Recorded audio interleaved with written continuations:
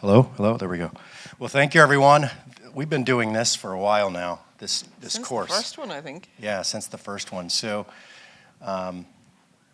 it's, I particularly think it's one of the best courses in the world for this type of interaction and level of expertise. Just thinking about all the transactions that we have done, us three, probably 10, 15,000 over the years. So we've seen and done a lot of things, and trying to compress all of that information into 7 or 8 slides is virtually impossible. So the purpose of this conference, or this class, if you will, is to interact and pick our brains. You can ask me where I got my tie, if you'd like. But it's important to just have an exchange of ideas. And so we're going to have a workshop after this. And it's interesting to see the different personalities and how they interact just at this level. But think about it over thousands of transactions into things that we've seen and done over the years.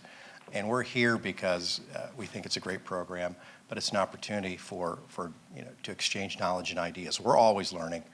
And the purpose of this and this presentation, buying and selling, is to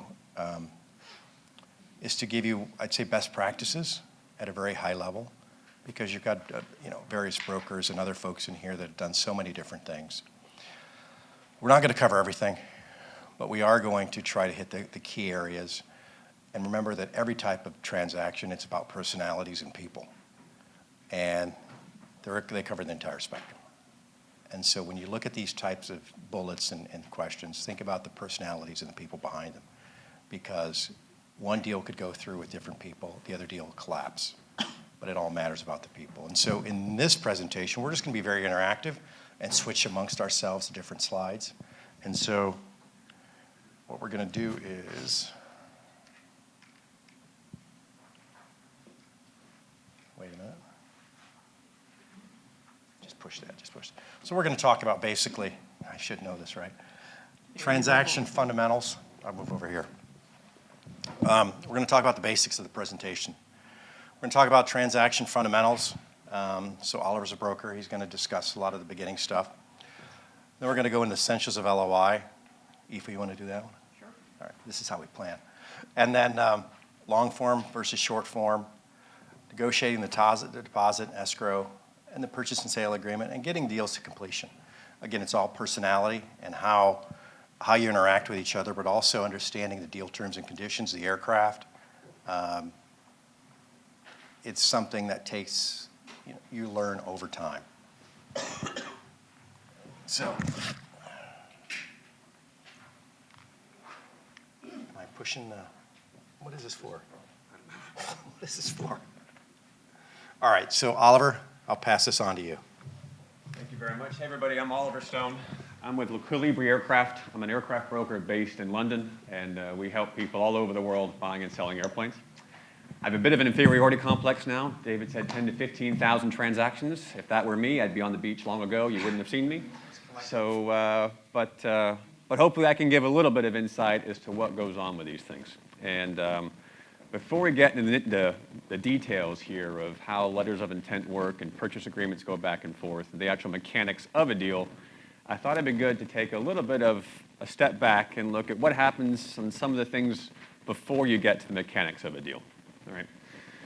So I'm going to start off here is what's occurring and what is being transferred. Right. It's very easy to say that what's occurring is an aircraft being sold. And yes, an aircraft is being sold. But actually, it's a lot more complicated than that for a deal to actually work, for somebody to want to sell and somebody to want to buy. Right? What we actually have is one asset in a large financial empire of an owner that fits in a very specific way.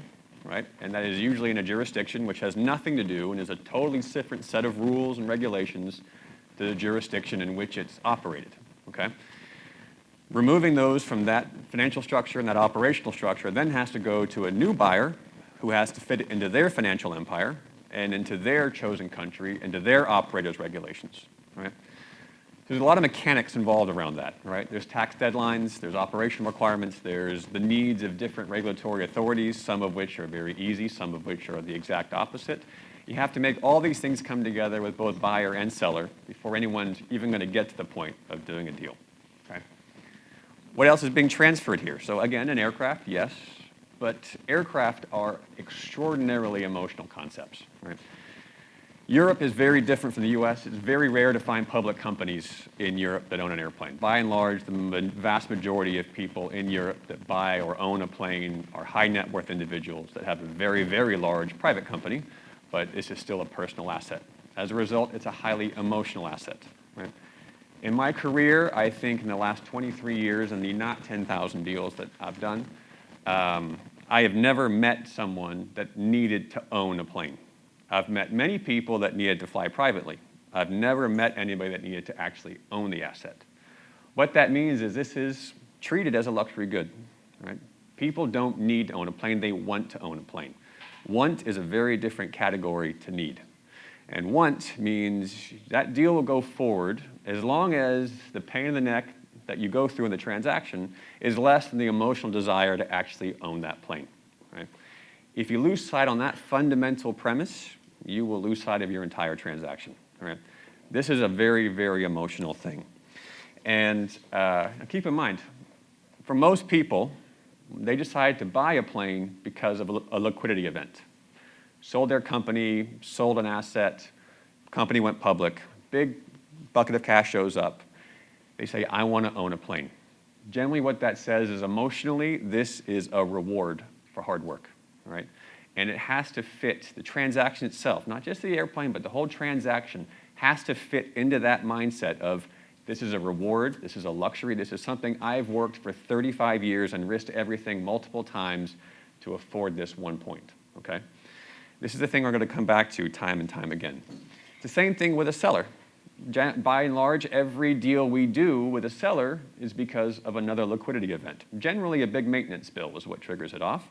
But it's a moment of, I've had my fun, this has been a great time, I need the cash for something else, right? Either I'm tired of putting the cash into airplane maintenance or I need the cash for a better investment opportunity. So you have these two liquidity events on each side, but they're also representative of an emotional drive behind this. So to speak what Dave was talking about, I say the aircraft business, it's not an aircraft business. It's a people business. Airplanes don't buy and sell themselves. People do, right? The problem with that is we have all the flaws with people, all right? We're all flawed individuals, especially myself. And so we all try to perceive and figure out what's happening with this other group of people in our people business. So these are very small deals, right? Now, there's a lot of people involved in that, which I'll get to there, but in the reality, there's still maybe 20 to 25 players in each one of these deals. Everyone's trying to figure out what the other person means, right? Perception is reality and actions equal intent. I say this all the time, right? If they perceive I'm doing something, whether it's right or wrong, that becomes their new fact, and I have to react to that fact, right? So you have to be very careful of what you're doing. How is the other person going to perceive your communication, your tone, your actions, right? Again, we're all trying to figure out what the other side is going to do. The number of calls I get from clients saying, is this deal actually going to happen, right? I have to arrange a whole bunch of stuff in my financial empire. I need to know, will this actually happen, right? Both buyer and seller side. What's the other side doing? Are they doing the right things? Are they making the right motions? What's going to really happen here? Because we're all trying to figure out, is this very complicated, and it is complicated, this very complicated sale going to actually happen based upon the little snippets we get of someone else's actions. So it's a very key thing to keep in mind, your people side of this. Fundamentally, as a good broker, is what I do for a living, you have to be a very good organizer and a very good communicator, right? That is key. Actually, when people really ask what I do for a living, it's I communicate with people, right? And that is both daunting and somewhat rewarding once you figure out some of the basics of it all. But because this is people, people respond to good communication. Now, that doesn't mean you have to always have large conference calls, right? I've done deals before where I've spoken with a client once and WhatsApped them the entire rest of the time. It's got to fit into their communication, but you have to be a communicator. Now, group dynamics, right? Every deal we have involved with has a large number of parties, right? Now, usually those parties aren't many people, but there's different parties. So, for example, on one side, you're going to have a financier, you're going to have an operator, you're going to have actually a principal, you're going to have a broker, you're going to have a lawyer, and you're going to have a camo. That's 6 different parties on one side. 6 different parties on the other side, and in between, you're going to have a maintenance organization. So now you've got 13 parties, all with their own priorities, with their own interests, all with their own opinions, all with their own experiences, right? How you bring those parties together really makes a big difference. Right? When it goes well, it's unbelievably impressive, right? When it goes bad, it's absolutely horrible, right? How can it go bad? Well, you think everybody is interested in deals happening. Very often they're not, right? The operator on a seller side a lot of times doesn't really want to lose the asset, so they don't really want to cooperate all that much, or they're just not going to be, they're not going to be an obstacle, but they're not going to be helpful, and then you have to navigate that process, right? Maybe the MRO is owed a whole bunch of money from the seller, right? And they're not going to be cooperative because they don't want the airplane to leave and to not have their money. There's 100 different ways, and you really have, or 100 different ways this can go right and it can go wrong. And you have to understand the underlying realities, you know? And to pick on people in my business, a lot of times the brokers very much have interests that are absolutely outside of interests of buyers and sellers. So again, you have to watch out. How is that interacting in this whole process? Because ultimately, when everyone is incentivized towards the same goal, you get there. When they're not, it is very easy to go wrong just because of all these different parties in this. And along that line, what's always interesting that clients always ask me about is, how is it so unregulated in the transactions business? Right? Operating an airplane, unbelievably regulated. Rules like you would not believe. Buying and selling an airplane, 0 rules, right? For me to buy and sell a house in the UK, or to buy and sell one share of one stock in the UK, I have to go through an education, get a license, do a whole series of things. To be an airplane broker, I got to wake up one morning and start a website. That's it, right? It's madness, but it's the way it is. As a result, because it's unregulated, there's a lot of silly things that happen in this business, right? People think it's an easy way to get rich. You know, they're going to, wake up in the morning and do a deal, make $1 million. 22 years in, I'm still waiting to see that. But this is the perception people have. And so people that really have no idea of how this business works get involved in it, and they can really create problems. If you are unlucky enough to find yourself dealing with someone like that, then you have to know that, all right? An old boss of mine used to say, you can do business with a crook, you just got to know they're a crook, right? Well, there's an element of truth to that. So we tell people, look, you just got to beware. Figure out how everyone's getting paid, because someone's always getting paid. This is not a charity business. None of us are here for the charity. Just always figure out how that goes forward. David, can I get one more ahead? So I always say we're selling whole transactions, not just aircraft, right? What does that mean? Well, somebody buying an airplane is buying an airplane because they actually want to fly somewhere, right? But because they want to fly somewhere, it means they can't just buy it. They got to buy it. They got to get their operator lined up. They got to get it enrolled into an AOC. They got to get it imported for taxes. They got to make sure actually that how they buy it isn't going to mess up their taxes and their financial empire. It's the whole thing, right? Same thing with a seller. The seller is going to have a whole series of requirements. Do I have a financial deadline in a calendar year that I have to get rid of this by? We see that all the time, right? Is there a certain price point that I have to get because I want to clear off my financing without having to come out of pocket? We see that all the time. All these things, you have to keep in mind the whole transaction, because ultimately, in the end, it's how this financial asset that's being regulated gets transferred to another financial empire that's being regulated. That's what makes a difference on these deals going forward. And everyone loves convenience, myself included. We're all somewhat lazy people, right? If I have a chance to get to the same destination, I can take the really hard path or the really easy path. I, myself, like most of us here, would prefer the easier path. As somebody in the middle of this, as a broker or as a lawyer or as a financier, anything you can do to help bring these things together to present convenience towards a principle is really helpful. A great example for you, many, many, many years ago, I was helping a potential client, because he never did the deal, who just went public, made a whole bunch of money, and said, I have always loved a Falcon 2000 LX, and I really want to buy one so I can go from New York to London and back. Right? And I thought I was being very clever by just introducing him to several different people who were specialists in law and tax and finance and every such things. Right?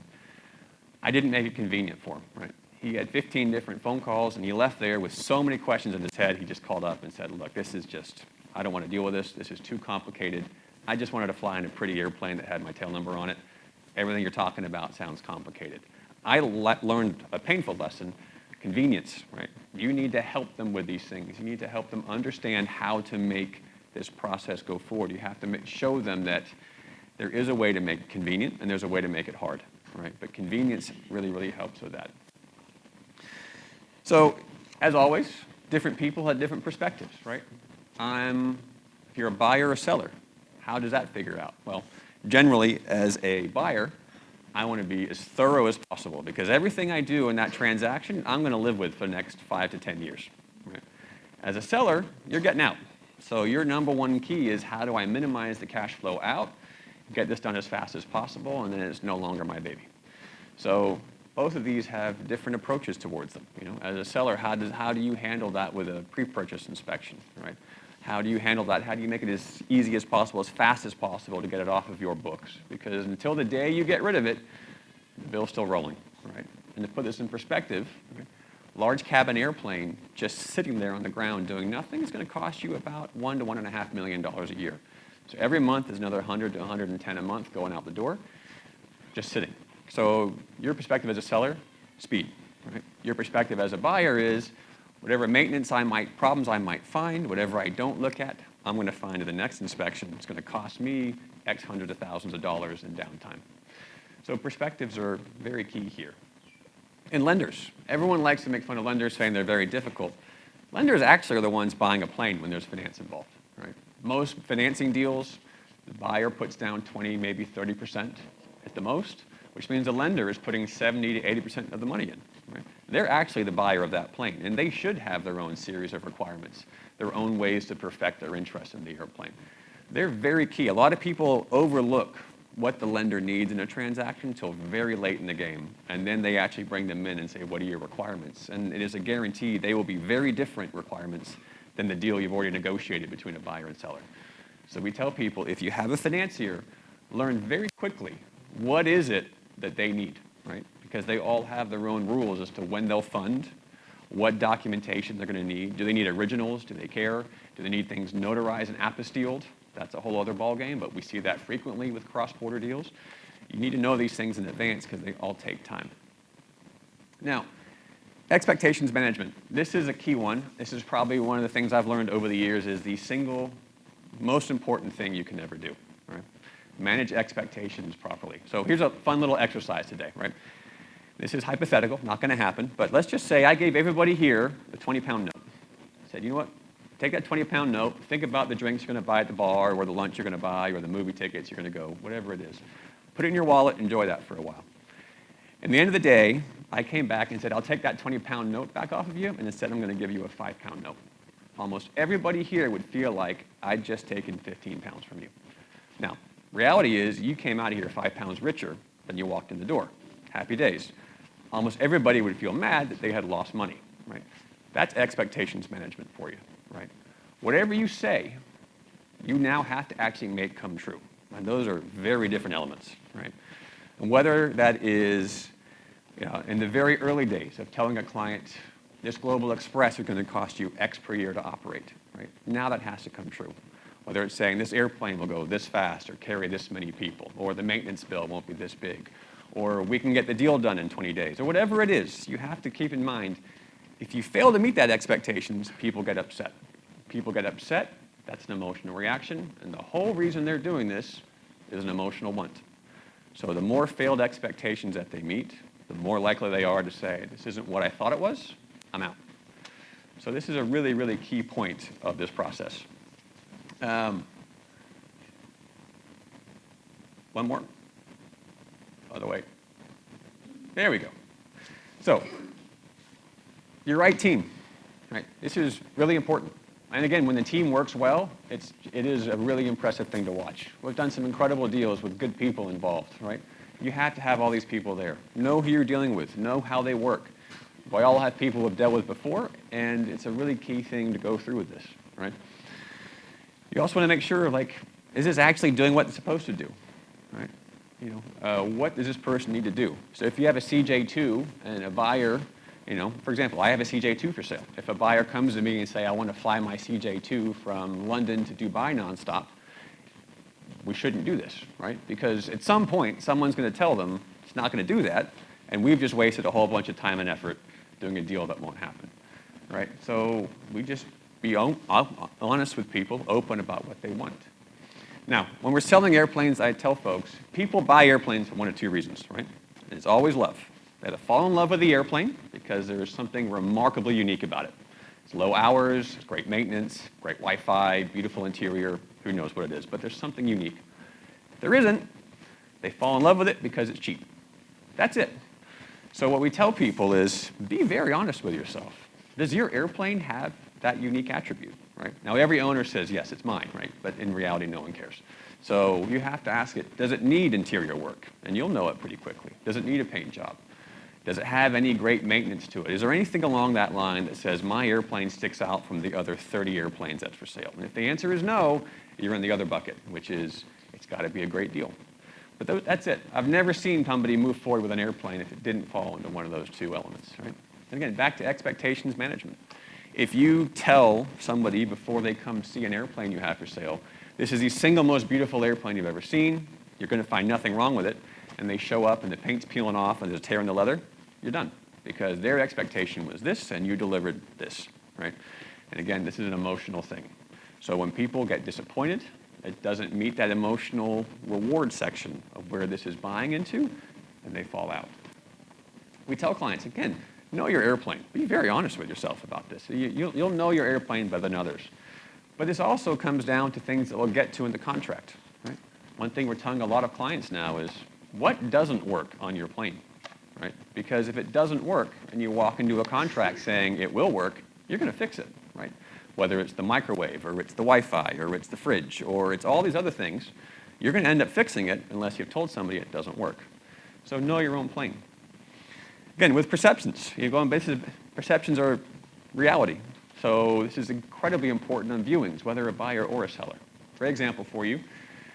Oh, this was 2021. We were looking at a Challenger 605 for a client here in London, and we helped him buy his previous airplane a long time ago, and he's a very clean individual, to be kind about it. And we showed up to go see this Challenger, and it had just come in off a charter. It was into London. This was COVID days, so it was complicated to travel in those times. We walked into the airplane, and there was nuts on the floor. There was seatbelt was all over the place, and it looked like it had just been used and abused for the last 4.5, 5 hours. And he walked in. It took him about 4 seconds before he said, absolutely not. Now, we knew the airplane had some little cosmetic items, but he just said, this thing has not been cared for, has not been looked after the way I would look after it, and if they are this bad about looking after the plane when it flies, how bad are they in the maintenance? What am I actually going to end up buying into for the next 7 years if they're this bad about how it flies? It's all perceptions, right? If it looks terrible, people are going to think it's terrible. Right? It might be the cleanest airplane out there, right? Another example for you, we had the single worst cosmetic airplane I've ever dealt with in my career. We sold it to a group from Canada. They came in and said, absolutely not. This is the most horrible airplane I've ever seen. With enough price concessions, we found a deal forward. It actually ended up being the cleanest Excel, it was a Citation Excel, I'd ever dealt with in my career.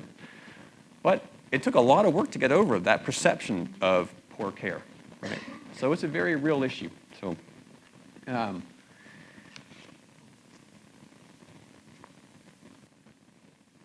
is that it? Yeah. So with that, I'm going to hand it over to the maestros over here on the contracting. So. Good morning. I should start by saying I remember Ollie telling me it one evening about the fact that typically by the time the lawyers get involved on the letter of intent, the brokers have spent about a year to a year and a half working the client and trying to pull the deal together. So what I was going to talk about on letters of intent is a similar kind of a take. Is it depends on whose side you're sitting on, and it depends on who you are in the transaction. Excuse me. In terms of how important are these as documents. From a legal perspective, a letter of intent is literally that. It is an intent of the parties. We're going to enter into a transaction, and this is what it's going to look like. They shouldn't be binding. You need to be very, very careful, certainly with some lawyers out there. I mean, put it this way, we know that if a certain law firm is involved in a transaction, we know that their letters of intent are intended to be contracts. And it's a very simple thing. It's if you don't have the paragraph in the contract, in the letter of intent that says this is a non-binding letter of intent, it is not intended to be binding. It is just setting out an expression of wishes. If you don't have that, you've just created a contract. And when you create the contract without the lawyers involved, for us to try and move back from that and backroll everything that you've just done takes an awful lot of work. I mean, we had one last year where exactly that, the parties fell out at letter of intent stage, and we spent the rest of the time trying to convince everybody that this wasn't a contract. When I tell you you can make a contract over email, you can have the conditions of a contract on an email, it should put you into that frame of mind of be very careful what you're doing, because the basic formalities of a contract are offer, acceptance, consideration, intention to create legal relations. If you have all of them over an email chain or in a letter of intent, and if you don't have the whole, I'll come on to it later, the kind of wording like subject to contract or non-legally binding, you have created a contract. Whether you like it or not, you have created a contract and you can be sued on that. So start with that, but the reason I was starting with the comment from Ollie is because by the time you get the lawyers involved, it's not always a good thing. We actually often don't even get to the point of having a look at the letter of intent. And I would say to clients on a regular basis, you're bonkers, because if you've gone with a good broker and they know how to structure a proper letter of intent, then at least we are starting from a good point. But at the point of the signing of the letter of intent, the parties have signed it, they've committed to it, the deposit has gone into escrow. This is what the deal looks like. And it's very difficult for a lawyer to then reel it back in and say, guys, hang on a second, that does not work. It doesn't work from a tax perspective. They're being slightly sneaky with delivery conditions, and they're tying you to an airworthy aircraft as opposed to fits delivery condition aircraft. All of these subtle things that you can do in a letter of intent. We are then trying to reel it back into the purchase agreement. So when you hear people talking about how nasty the lawyers are, you're setting us up. We have no choice but to try and reel it back in. So start from the basics. Start with a good letter of intent. Yes, in an ideal world, we would all have a proper letter of intent that we would all follow. But it's a bit like Paul Gibelli said one time, what colour crayon do you want me to write the letter of intent in? It's a bespoke industry. It is very typically, there are 6 or 7 different jurisdictions. The parties are quite difficult. You need lawyers, you need brokers, you need a team to absolutely know what you're doing. But get this right. Either don't do it at all or do it right. Because if you put together a badly constructed letter of intent, you are creating a whole slew of problems for a transaction. As a client said to me the other day, he pulled out of a transaction after 2 days because the seller was just being a bit of a knob, to be honest. But he pulled out of it because he said, if it starts bad, it always ends bad. And I think he's absolutely right. If you're starting into a purchase where things aren't looking good from the outset, but like Oliver's presentation, it's just not going to get much better than that. So I pretty much have summed up the whole of the presentation. Parties back to back, be careful on this. For the brokers in the room, sorry, yes, go ahead. Is the letter of intention a contract, even if it's not signed by This is the thing, it depends on, and jurisdiction is one of the things I want to talk about, so I am going to jump around a bit, but one of the important things to do is put a jurisdiction clause into a governing law clause particularly. So a governing law is what law governs the contract. It typically in aircraft transactions, it's either English law or New York law.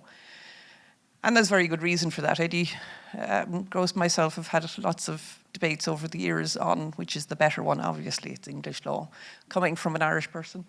But jurisdiction is where you choose a dispute to be heard. So if you're saying it's English law, but I pick the jurisdiction of California, or Oklahoma, which is, I'm seeing a lot more in these days, you're basically saying, I'm going to have to ferry the English lawyers over to Oklahoma to fight out the point. But in terms of should it be signed, it depends on the governing law. So under English law, you don't need a signature. And this is my point about emails. Under English law, you can create a contract purely by email. The intention to create legal relations, the offer, I'll buy your aircraft, here's 6 million, you accept, now you've started the basics of a contract. The signature is only needed under English law on real property, so land. Everything else doesn't need an actual physical signature. So we had this recently in the courts on DocuSign. So do you need a wet ink original signature? Not anymore, no. DocuSign is perfectly acceptable. But actually, if you go back through the precedents in the English legal system, you don't actually, it's nice to have because you get rid of all of that debate about, but did they have offer? Did they have acceptance? Did they? So the lawyers can have hours of fun debating, was it a real offer? Was it a real acceptance? The minute you put the signature on it, you've gotten rid of all the lawyers, basically, at least for that argument. Back to back, guys, we know who owns the aircraft. I mean, those days of trying to hide behind, like you said, you know, to be a broker, you just open up a website. In the old days, it was literally that. It was, you know, you'd have these guys and they wouldn't even have an office. It would be, you know, on their website would be, I have exclusive on this aircraft or I own this aircraft. And they got away with it for quite a long time. But on back-to-back transactions, what you're actually doing is you're contracting with the person who doesn't own the aircraft. And you need to know how serious that is. So it's back to, have you created a contract or not?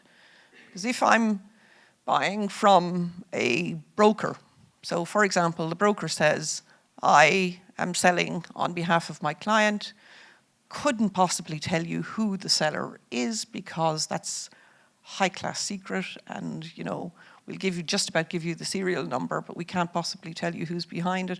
Lawyers were doing this, even during COVID.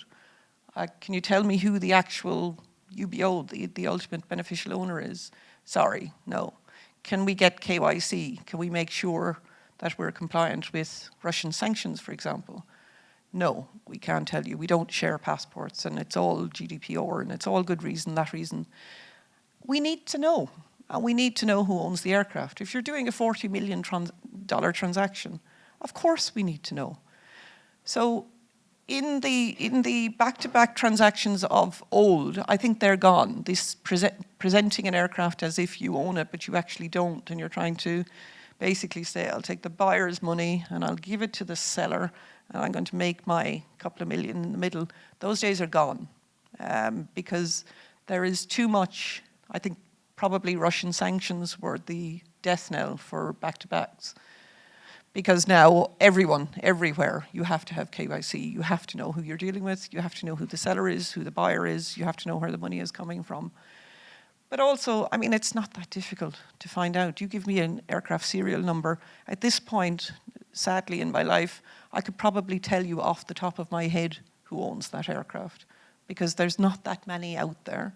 We tend to know, give me a little bit of history on an aircraft. I can tell you who owns it. I can tell you when they transacted.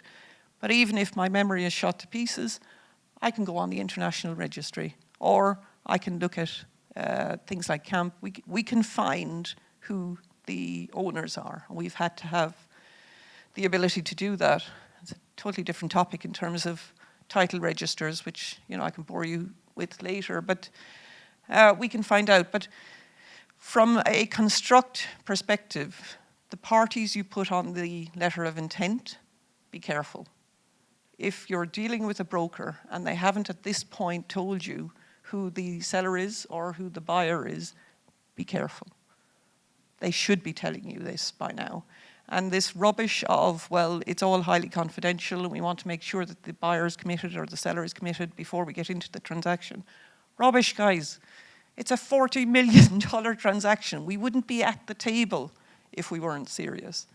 So find out before you do it, because when you sign contracts, if you, for example, and I guess Russian sanctions did bring this out, but when you sign even a letter of intent, a non-binding letter of intent, if the individual is sanctioned, whether it's Cuban, whether it's Iranian, whether it's Russian, if they're sanctioned, you have breached the sanctions. And if you don't know, because they wouldn't give you the KYC, that's not going to keep you out of jail. It's a criminal offence. So don't put up with it. You know, if somebody is saying to you, can't possibly tell you, but could you please sign this contract with Mr. I don't know and I'm not going to tell you, just don't do it. Don't allow it. Don't allow that practice in your business if you're a broker. Don't allow it certainly if you're a lawyer, because you've no excuse. It's like, in terms of the regulation in the industry, I take your point. It is unregulated, but I also think it's self-regulated. And I think this kind of thing, we are regulating each other. So let's raise the bar a little bit on that kind of thing. Price, letter of intent changes dramatically because the more they get to know the aircraft, typically what happens on a letter of intent is they say, yeah, I like your aircraft. What you're really doing as a buyer is you're taking it off the market.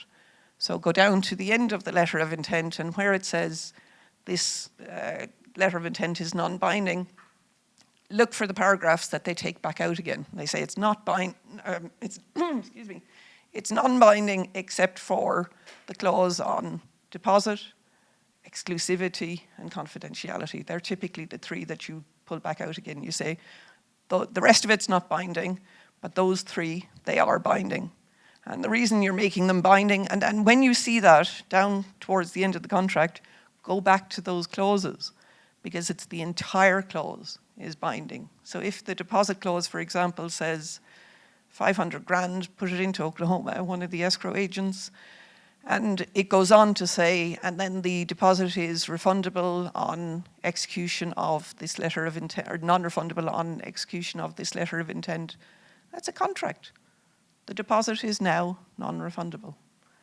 And now you've got to go through the motions of the guys have signed it, we're in a fight over the deposit, the aircraft's a bit of a dog, nobody told him it was as nasty as it is. I mean, we literally have only just had this recently where the buyer, South African buyer, is buying a US aircraft.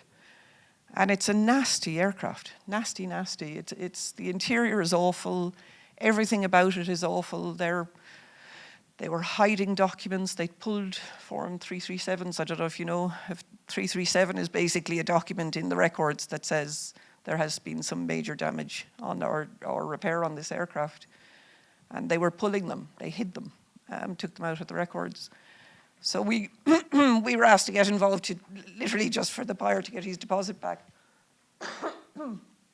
And the seller just doubled down, saying it's a binding contract. And if you look at these clauses here, they committed to this letter of intent.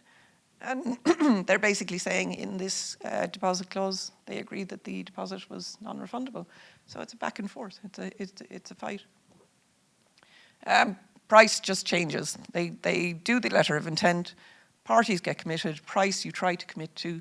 But the main reason I would argue, and I'd look to the brokers in the room, but the main reason or purpose of a letter of intent is typically exclusivity.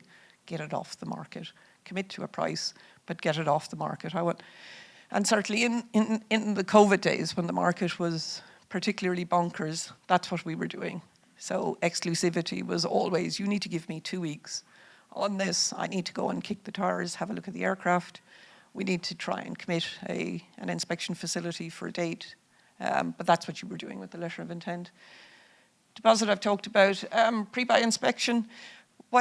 In an ideal world, as a lawyer, I would say the letter of intent is like the skeleton of what the purchase agreement is going to look like.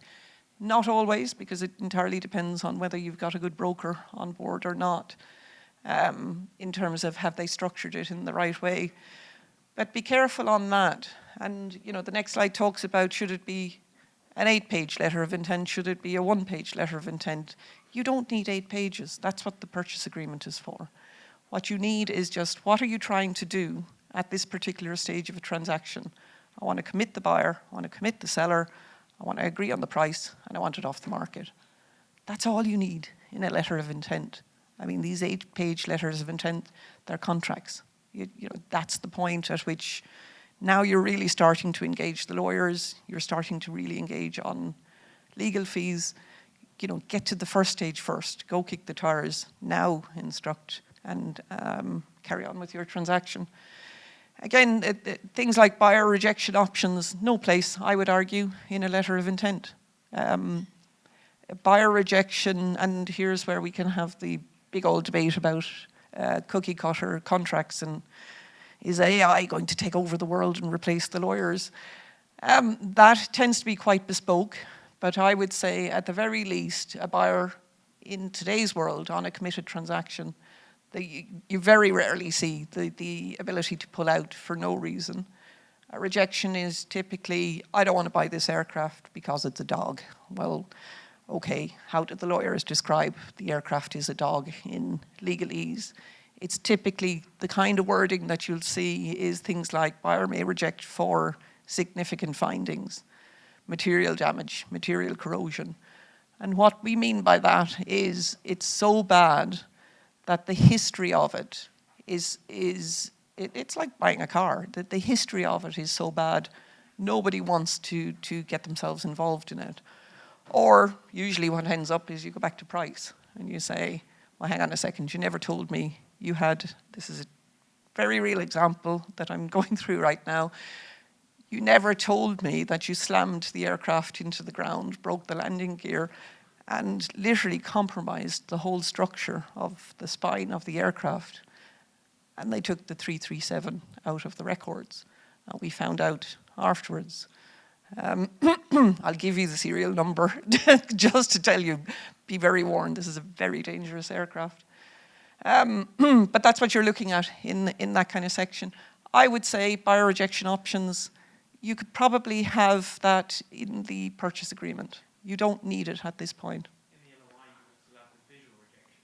Visual rejection would be literally, and that's to go back to, is the deposit clause binding or not? If it's binding, you must have buyer can walk away after the visual.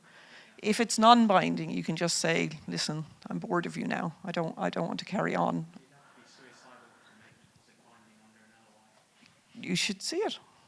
You should see it, honestly. They shouldn't be selling aircraft. They shouldn't be selling aircraft, and these multi-billionaires shouldn't be buying $40 million assets without reading these contracts.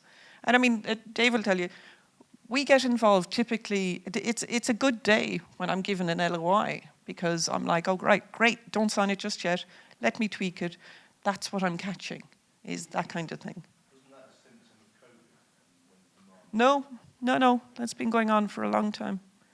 And I mean, I'd put it out to the brokers in the room. I think part of it is this dichotomy between brokers and lawyers. It's like, you know, we don't hate each other, actually. We really don't. And the brokers that you get on very well with and the lawyers that you get on very well with, you make a brilliant team, because you're doing your bit and I'm doing my bit, and we're both watching out for the client and we're both making sure that things are working in the right way. It's the nasty pieces of work. And, you know, you could, at this point, they've been weeded out, I would say. You know, I could still name them all on one hand. I'm sure we have consistency on that. But some of them show up to your CJI, Al. But, you know, it's pretty much that we're getting to that point where maybe we're not a regulated market, but I would argue we're self-regulated. I really do think we're self-regulated. And I think we're calling each other out, and that's a good thing. But on this, and you know, that's a massive heart-to-heart to have over a letter of intent. But you know, that's what you're trying to do, is you're setting the scene with a letter of intent. So don't put that in. Expenses, yes, if you really want to get into, but don't forget you're kind of in the honeymoon period where the buyer likes the seller and the seller likes the buyer and they both love the aircraft, and you know, sellers really love their aircraft when they're selling them. So, you know, when you get on to pre-purchase inspections, we can go through a little bit of that, but don't really get into the weeds of this. Who's paying for the ferry flight? Who's taking it to delivery location? Unless you really need to. I mean, if the aircraft is down in Taiwan and you want it up in Biggin Hill for Bombardier inspection, you probably should have a chat about who's going to pay for that and stick it into the letter of intent, because you're talking quite a significant amount of money. Otherwise, don't bother. Warranties, no place in a letter of intent. I take a red pen to them immediately. A warranty is a binding expression for, you'll see it, but the legal, under English law at least, representations, warranties, and indemnities. The minute you see that word, delete it. Certainly at what should be non-binding letter of intent stage. It is a binding expression. A warranty is, it's akin to a promise under English law. It's, I promise you that this is a good aircraft. That's why you call it a warranty bill of sale. I am warranting that this is a good aircraft. I am promising you I will stand by this for the rest of my life. It's in perpetuity. No place in a letter of intent. Absolutely no place. Delete it immediately. Are you talking about an aircraft warranty or a vendor warranty? Both, because I would see it in that. It's even in a letter of intent, though. I wouldn't even have aircraft warranties. Like you were talking about service programs and warranties, that kind of thing. You can mention it in terms of it's on Rolls-Royce Corporate Care or it's on Honeywell MSP. So, And they'll be transferred is the key. and they will be transferred. But I'm actually going to cover that in a later session, because that has gotten really interesting recently from a legal perspective. Interesting, scary. Trying to make law sound interesting. But anyway, I do my best. Tax, again, if you're with a decent broker, they will typically know the tax connotations. So let's just start with physical location of aircraft at the time of title transfer. Start with that. Tax, tax, tax. The minute you locate an aircraft in a particular jurisdiction, tax will accrue.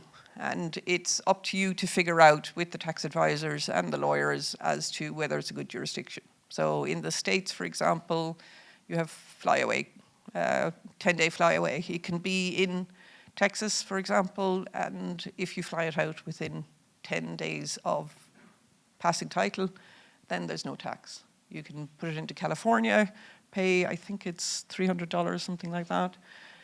Pay your $300 and off you go. Aircrafts in France, 24% of the value of the aircraft. Thanks very much. We'll be having that. So physical location is incredibly important. Don't get caught on it.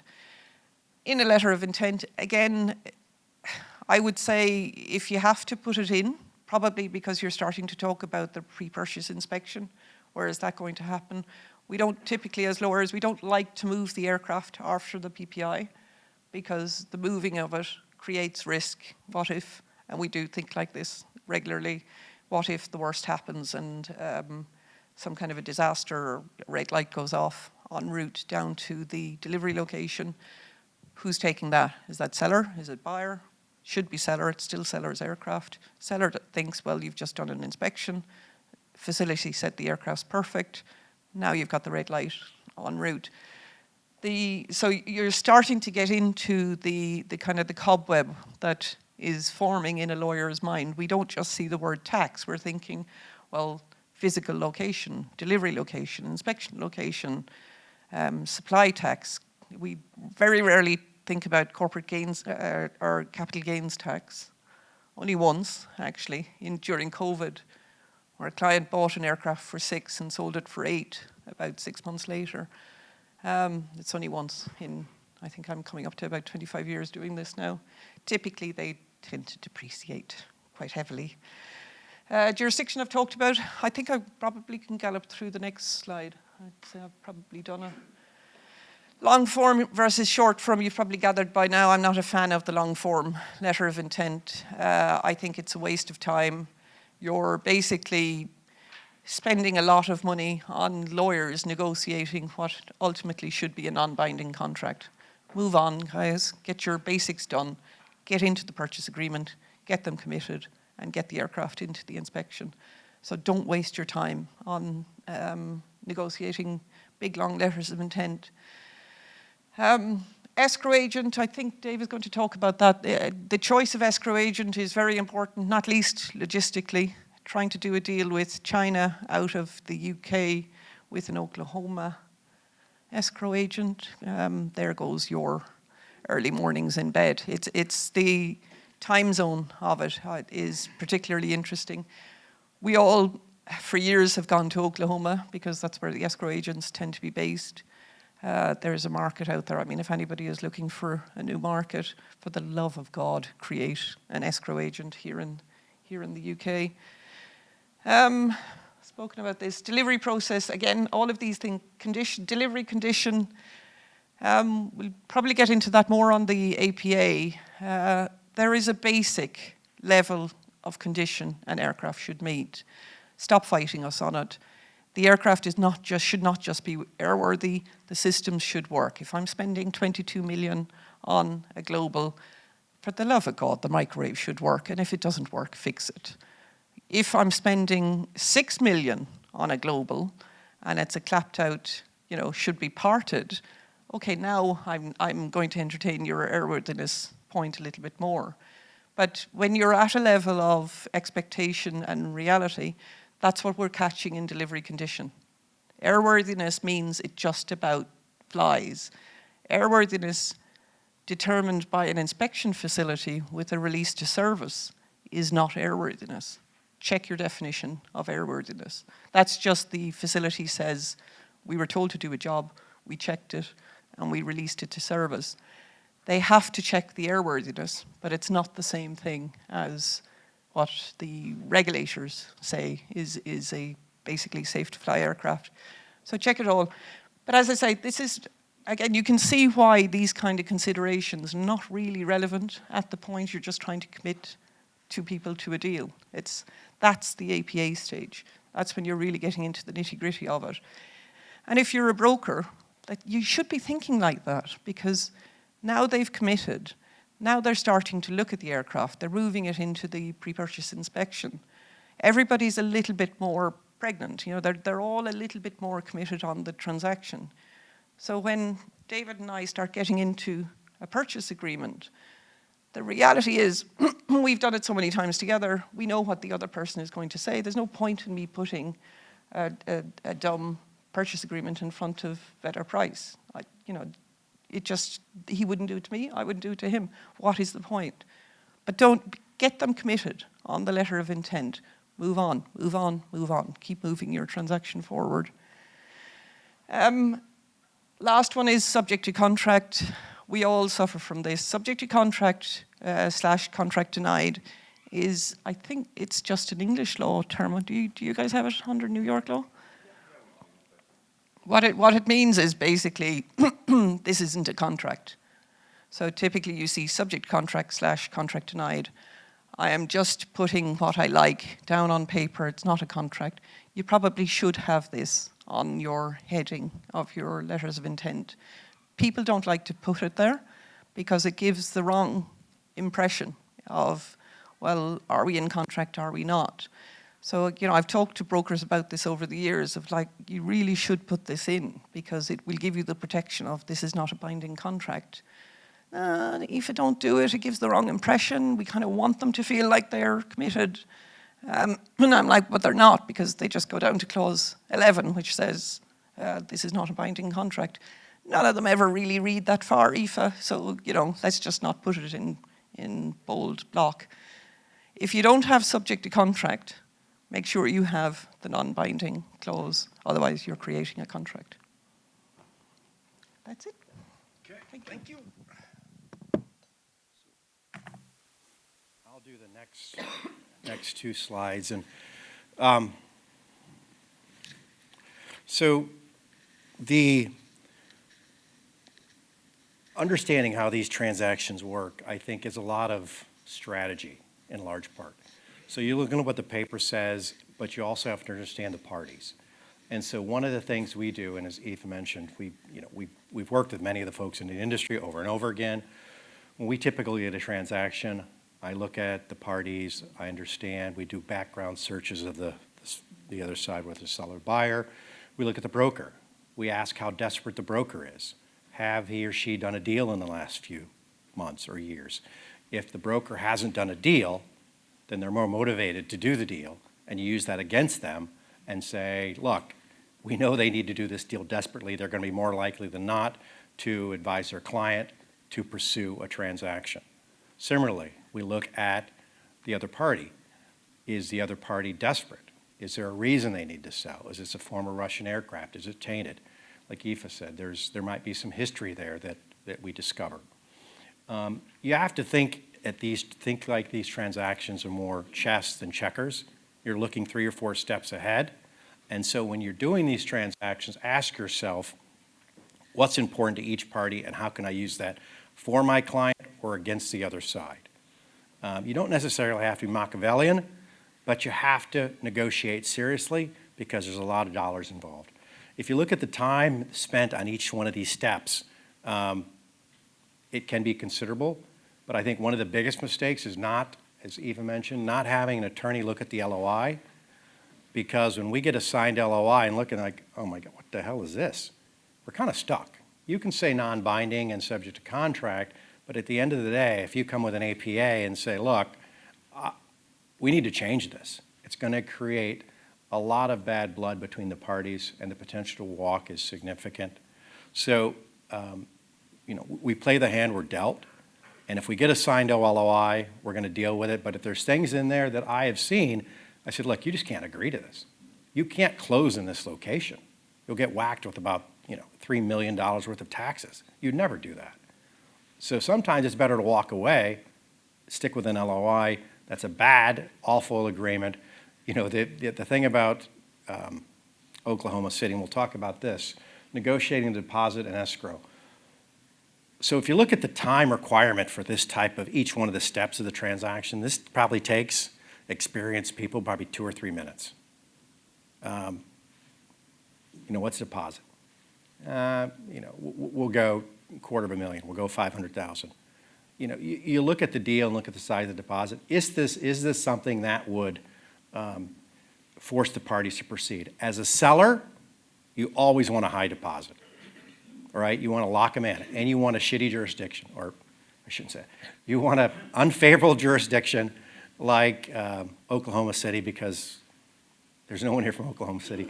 If you've ever been to Oklahoma City, they have a great rattlesnake roundup, and I know a lot of folks there, but it's Oklahoma City. So it's like spyware. So deposit and escrow. Again, we spent about 2 minutes doing this. Look at the risk concerns. And the purpose of these two, deposit and escrow, is to how to mitigate risk.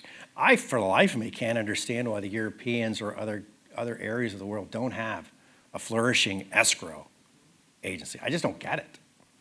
You know how much money the folks in Oklahoma City are making? It's too much regulation. Is it? Yeah, It's crazy. They're making, it's like monopoly money. They're making so much. It's crazy. The cost to do it in Europe is so high. We've looked at it multiple times that we'd be looking at 10,000 to 15,000 per transaction, and we couldn't compete with Oklahoma. And people are like, oh, those fees are much less, we'll just deal with them. Yeah, I don't get it. Like here you need a CFA, you need a regulator in the business. Like Malta or San Marino or something? No, like a property licensed regulator. Yeah, so you do the deals, you see how much they make. Some of the financiers don't want to use escrow agents. Is that right? Certainly when I worked for Lombard, they wouldn't use escrow agents. So technique trip or technique only. So when you go into all these events, hang out with the escrow agents because they buy a lot of drinks, and you want to have some drinks for free all night, hang out with those guys. So deposit and escrow, we spent about 2 minutes on this. Look at the risk, understand the risk. If you're litigating in Oklahoma City, forget about it. That's going to take a couple of years, or at least a year. So when you're if you got to lock it in, if you can, if you're lucky enough as a seller to lock in the deposit as much as you can at the LOI phase, pick Oklahoma City as a place to fight the interpleader action. That means you're moving it up to federal court to say, look, escrow agents, they're very scared of litigation. You say boo, and they'll just drop everything and say it's going to federal court. And that's probably going to take 6 to 8 months. The buyer's like, wait a minute, I want my deposit back. How is this possible? That's the problem, it's stuck. No, it does, because they get scared. And when you get scared, you don't get your deposit back. So how motivated or desperate are the parties? Spend some time, research this. Spend some time and have somebody in your organization research this. What's appropriate? It depends. You want something to be consistent with market, refundable or non-refundable. Aoife talked about that. It depends on who you are, right? If you're a seller, you want to have a non-refundable deposit as soon as possible and have it very tight. If you're a buyer, like, I want my deposit back on any time for any reason.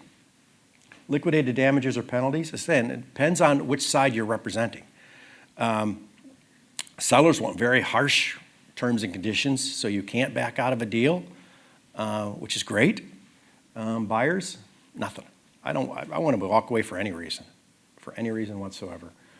Escrow and jurisdiction, when you should use it, again, if you don't know the parties, I'd say use it as, for every transaction.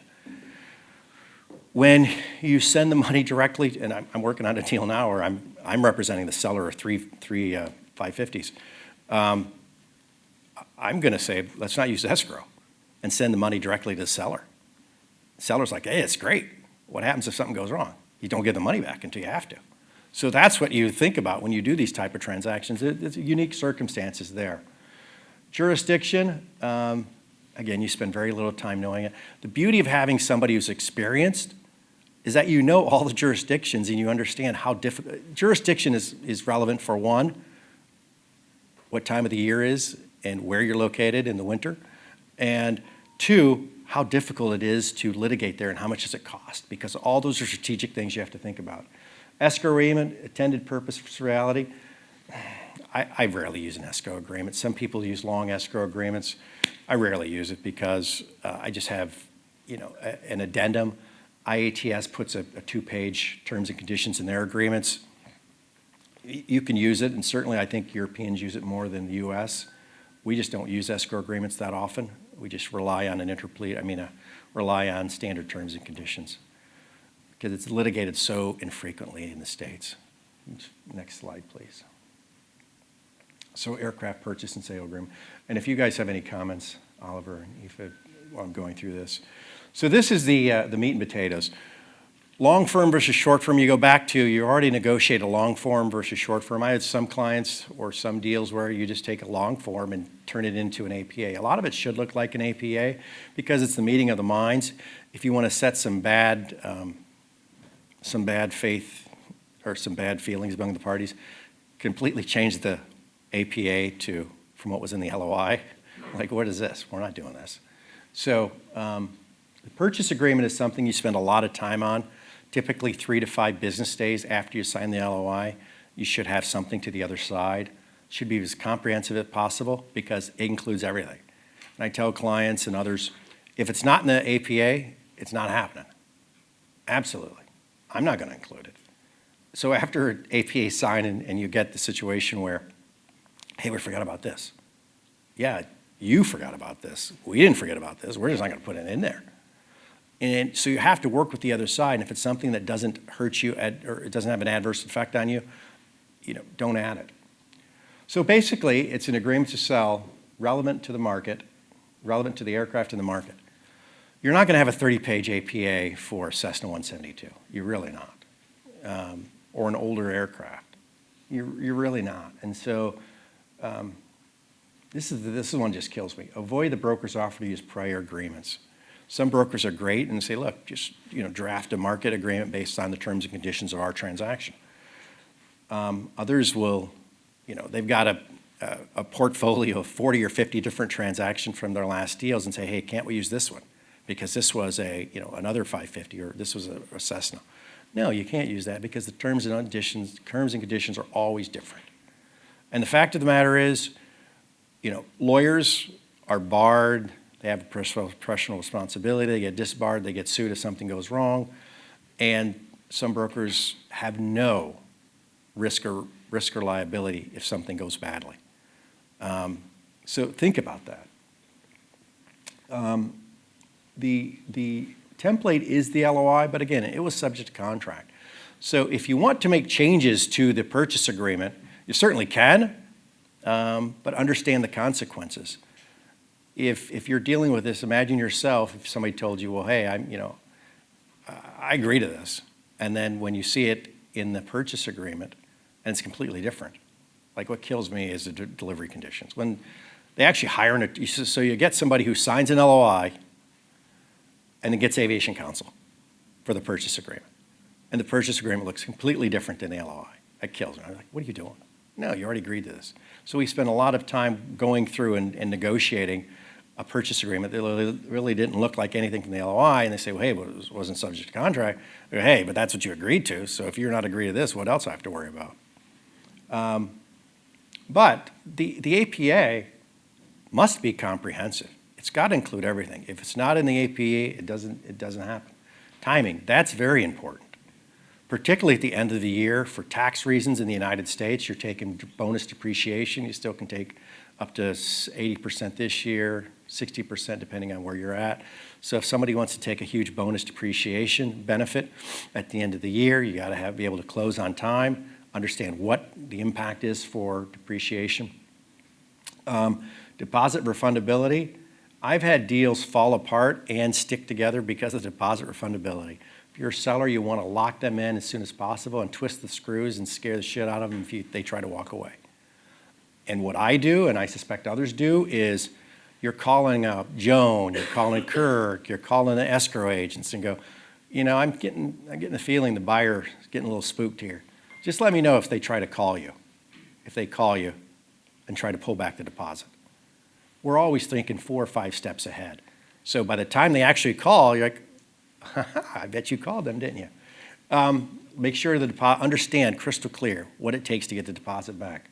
Spare parts and equipment included. This is a funny one.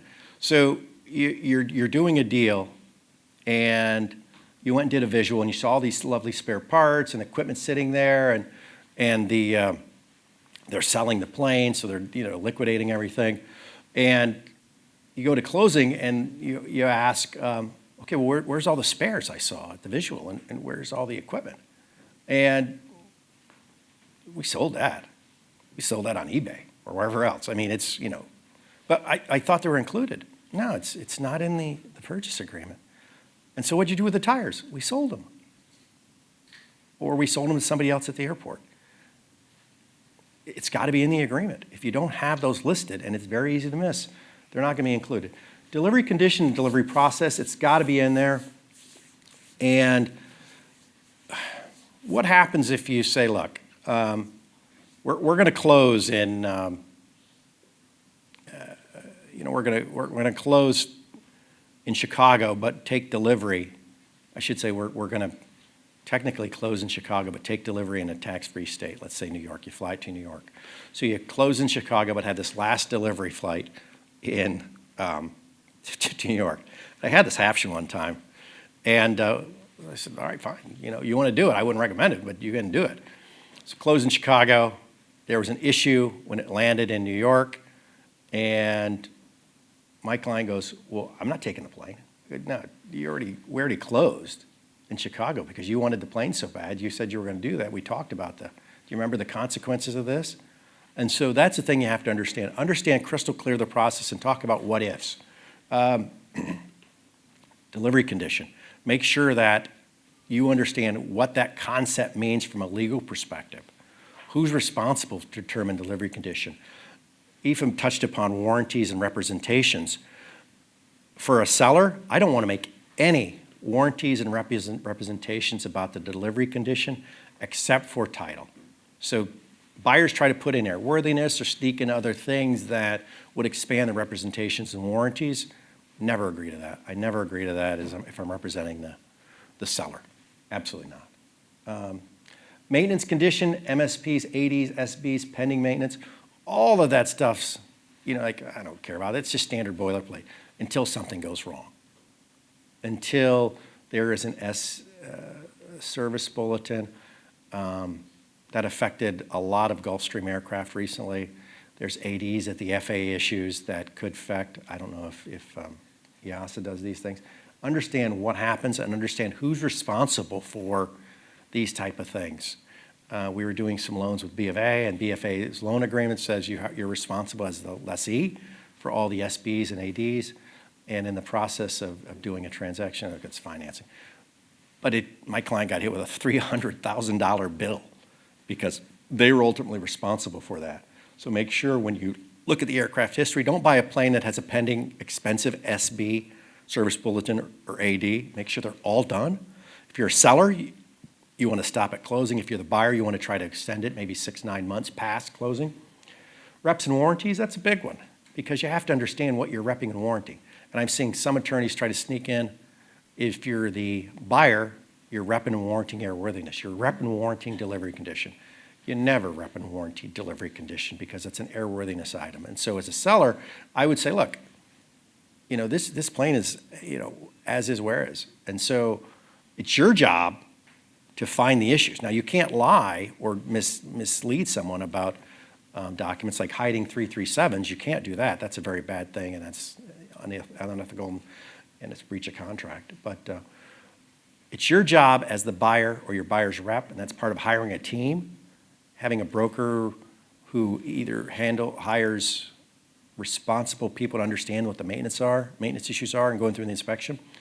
It's all important, so making sure the reps and warranties, risk mitigation, and damage prior to closing. So what happens if something gets damaged? We've had people drop tools on a plane and delay closing or hit with a truck. Understand what those mean. Typically, anything before closing is the owner's or the seller's responsibility. Everything afterwards, after risk title transfers. And so you see in some deals, particularly international deals, well, does the title transfer when you transfer the warranty bill of sale, or does the title transfer and the risk when you file documents with the FAA? It all depends. I think international transactions, if you're filing with the FAA, it's a little easier because you have that. But if you're doing an international transactions, typically when you either deal with deregistration process, whether you deal with the how things are handled from a registration perspective going forward. Everything varies by transaction, but those are discussions you got to have, because if you don't have them, if you're dealing with more an experienced counselor or other side, they're going to know. So don't expect, it just to happen by chance. You've got to have everything. And the whole purpose of this aircraft purchase and sale agreement is to be as comprehensive as possible, because if you leave it out, you're just hurting your client. So I think that's me. Aoife, do you have anything to add for this, or Oliver? No, the only thing I was thinking while you were talking was be careful on the regulations. So, we see a lot of brokers put out their purchase agreements, and try not to look at any brokers. Yes. But it's not appropriate. I mean, we go through our own precedent on a monthly basis just to recheck. We sit in the room, all of my team sit together, and we say, what have we learned from the last month in terms of transactions? And there's always a needle. But what I've noticed, and I keep getting the team go back to the precedent, and start always with the precedent, because if you pick up from the last transaction, you've forgotten what's been deleted, you've forgotten what's been amended. So start with the precedent. But the other bit, recently in Europe, and the point I was going to make is watch the regulations. I see this a lot with precedent. You haven't caught some of the very onerous regulations, so KYC, sanctions, all the rest of it. We have a new European Commission regulation. All of you who put together purchase agreements, if you're not doing it, it is a penalty. It's a European Commission regulation. It doesn't matter, Brexit doesn't matter, you're caught by it, your aircraft has something to do with Europe, so stick it in. But anyway, it's a clause that, it's a prescriptive clause. The regulation says in all sales of assets, i.e. aircraft, you have to put a clause in that says you will not resell back into Russia. It's a reseller catch. It is a go-around, and the Russian sanctions should have a topic all of their own. They're very clumsy, and I would say not just racist, but bordering on, should be illegal, frankly, the way they're written. This one is a catch-all that basically says look, you're not going to buy this to sell it on back into Russia. And what you're supposed to do as a seller is put that clause into your contract. And you're supposed to penalise the buyer. The recommendation in the Commission regulation is 5% of the value of the asset. 5% of the value of the asset. Good luck getting the 5%. I mean, I don't know what they're trying to achieve by putting this clause in the contract. But anyway, the upshot of it all is, if you don't know what you're doing and you don't put that clause in, you have just penalised the seller. They can be prosecuted for it. And they are clamping down. The sanctions, sadly, are about to get a hell of a lot worse in the coming year. So you need to comply. You need to make sure. And it's back to the point of, look, we do have a purpose as lawyers. We do know what we're doing. Brokers have a purpose, lawyers have a purpose, tax advisors have a purpose. It's because of things like that, keeping people out of trouble. Transactional lawyers, I have half my firm are litigators. If I never see litigation again, it won't be too soon. I personally, as a lawyer, I find it a profound waste of time. Don't quote me on that, please don't. But it's the purpose of a transactional lawyer is get the job done. We are keeping you out of trouble. We're trying to avoid disputes. But, you know, as I say, hire a good lawyer and watch regulations, because they're coming hard and fast at us now. Yeah, that's right. Telling us what to put in contracts. That's a good point. So we just, the samples that Al has in the book, we just updated those with the Russian sanction clause. It's just technique only, but you're right. They're telling you to hammer the other party. So if you look at our sample agreements, the very last paragraph, I can put in there the American sanctions language, anti-money laundering, bribery, but also the new Russian sanctions clause. Yeah, I concur with that. And that's one of the, I don't know if we talk about it later. The Russian sanctions are still alive and well. They're not going away. And that's the only time I really got nervous in the last 20 years dealing with Russian sanctions. Because when you get a call, I've dealt with this probably 6 or 7 times over the last 3 years.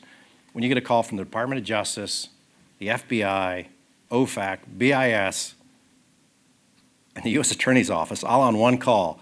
And I'm sitting there in my office thinking, this is, so-and-so from the U.S. Attorney's Office, the oligarch task force, klepto task force from New York. You get kind of nervous, right? And you're like, holy shit. You're like a deer in that, like, and the minute you get that call saying, so-and-so from the U.S. Attorney's Office, Department of Justice, you get goosebumps, you're like, okay, just a second. You're on hold, you're like taking a breath, you're like, what the fuck, what happened? What deal? It's the Russians, damn it. Okay, we didn't do that deal, or we did, oh shit. And then you go off hold and you're like, hi, this is David, can I help you? So we're calling about that. You never want to get those calls because they're nerve-wracking. And the first thing you're thinking of is prison. What did I do? I didn't do anything. And so regulations do matter, because you screw up a deal, you're not going to go to jail for a deal. You might get sued. I mean, there's a couple brokers in the industry, they'll sue you constantly. And it's fun reading the pleadings. You know what I'm talking about. But when you're messing with the U.S. Attorney's Office, I mean, literally, you get smacked. They just see Maduro's aircraft, or the aircraft he was flying on. So don't mess around with sanctions. They really matter, and that's the only thing that really scares, I think, in large part attorneys, is potential for jail or losing your ability to feed your family, pay your bills, and hanging out with criminals in prison. It's not fun. So, yeah, that's all I have. But the next slide is Oliver. Yeah, I got one question. Yeah, good. What's your experience when you deal with an OEM and you buy a new aircraft? Great question. Depends on the OEM. Some of them are an absolute pleasure. One in particular, Richard Chirello, who was Gulfstream, sadly retired this year. So, but he was the epitome for me of what an in-house counsel for an OEM should be. He was very brilliant. Still is very brilliant. But he was very brilliant while at Gulfstream. Open to negotiation, open to amendments. We got to a point over the years where he called it the EFA contract, and he just sent me my contract. He was like, all that's going to happen is I'll send you mine, and then you send me back yours, and then we had a debate. And in the end, it was just like, you can have your contract. You will have other OEMs, and I'm not going to name them because I'm not going to be as kind to them, and their contracts are awful, awful, really badly written. It's like, one in particular, it is like they just kept fixing the contract over the years, and nobody actually stood back and looked at the whole thing. So none of it works. None of it works. No matter what you do to try and fix it, it's offensive to a pedantic lawyer. And you know, this is the nerd in me coming out. Reading it just irritates me. It's like, you know, I'm literally punching the keys, trying to fix it just to make it look a little bit better. But a lot of people think with these contracts, and certainly this is what they would like you to believe. I don't know if there are any OEMs in the room, but they're all entirely negotiable. Of course they are. And you should negotiate. And you should not accept what's given to you verbatim from an OEM. Most of them don't have bills of sale. They will have the FAA form, but they don't have out of the US warranty bills of sale.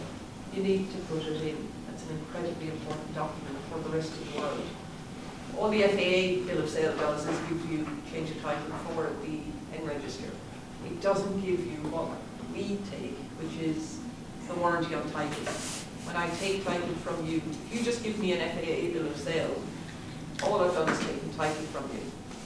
If I take a warranty bill of sale, so you'll always see us insisting on warranty bills of sale, even if it's an N-Reg aircraft. That's the in perpetuity warranty. That is, I will defend this forward.